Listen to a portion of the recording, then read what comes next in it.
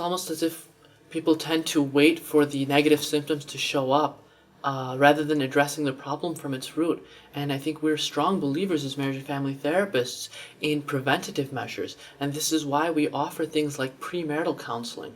You have to ask yourself, why is the divorce rate in our community so high? And it's not to say that divorce in and of itself is something wrong, because for some people, divorce might be the healthiest option.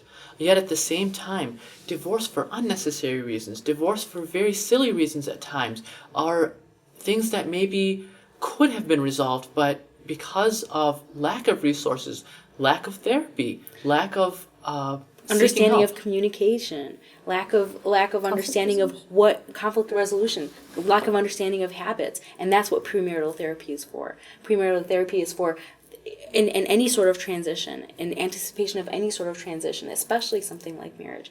It's something that can be of great value. I've seen a lot of masajid and a lot of Islamic centers, and not only that, community centers, starting to implement programs where they require people which are going to get married in their facility to go through premarital counseling as a response to this high divorce rate. And I think that that's a very excellent approach to this problem.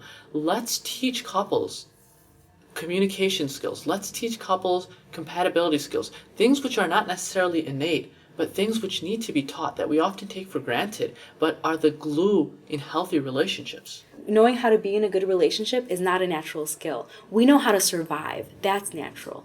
But survival doesn't always give you happiness. Survival doesn't always give you good health. Survival just gets you by.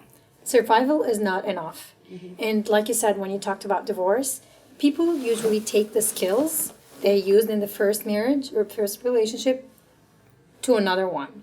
And the skills are teachable. You need to know skills to communicate, to resolve conflict, to be happy again, to go back into enjoying your relationships, whether it's partner, whether it's any other relationship in your life. And that takes work.